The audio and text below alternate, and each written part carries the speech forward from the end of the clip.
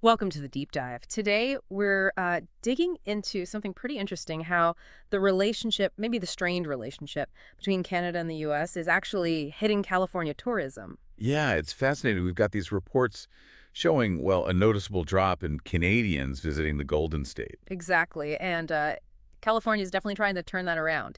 So our mission today is to unpack what's causing this dip, look at the strategies they're using, and maybe get a sense of, the bigger picture for international travel. It really shows how global politics and maybe even just rhetoric can sway where people decide to, well, spend their vacation money. For sure. And California Governor Gavin Newsom, he's jumped right in, hasn't he? Using social media, basically pleading with Canadians. That message about not letting a dust up with Washington stop them from visiting California. Right. And that careful phrasing about you know who stirring things up in D.C. Yeah. without actually naming Trump. And it's not just words, is it? There's that big ad campaign, too. Yeah. U.S. $5.2 million aimed squarely at Canadians. It kind of sets up this tension. Can California's, sunshine and appeal overcome these broader political chills? That really is the core question. Yeah. And the reports point to a few key things driving this downturn. Like the trade situation. Exactly. That ongoing tariff situation, that sort of trade friction between the U.S. and Canada. Plus, the Canadian dollar isn't exactly strong right now compared to the U.S. dollar, so that makes trips more expensive. Makes sense. And then there are those pretty concerning reports we've seen about Canadian travelers facing more scrutiny, even being detained sometimes at the U.S. border. That kind of thing understandably makes people hesitant. Yeah, you'd think twice, wouldn't you? Definitely. Hmm. And you can't ignore the political commentary from the past either. Some remarks, even suggestions about, Canada becoming the 51st state. Those things haven't gone unnoticed up north. Right, things that were said and then apparently reiterated more recently by the White House press secretary. It all adds up. It paints a picture of, well, multiple pressures converging. And the impact. It's not small for California. State tourism officials noted, what was it, a 12% drop in Canadian visits just this past February compared to the year before. And you have to remember, Canadians are, I believe, the second biggest international spenders when it comes to California tourism. So that 12%, it really translates into a significant economic hit. It's not just empty hotel rooms. It ripples through, restaurants, attractions, everything. Absolutely. It underlines how connected these economies are. Tourism dips aren't just statistics.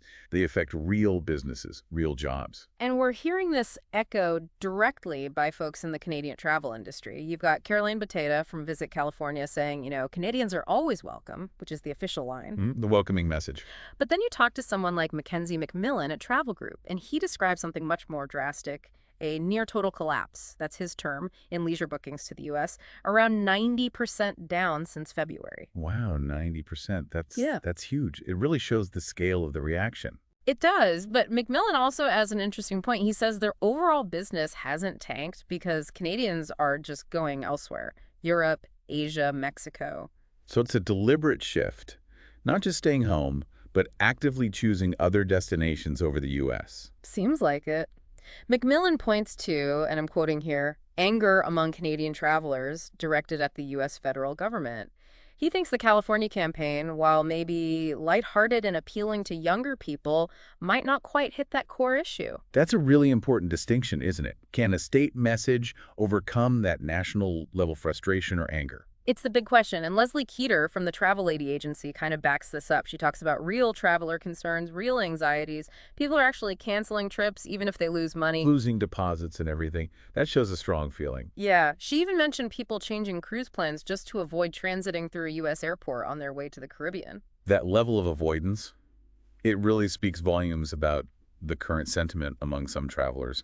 So putting it all together, we're seeing this mix, political tensions, the economic factors like the dollar, these border concerns, all feeding into this drop, especially for California.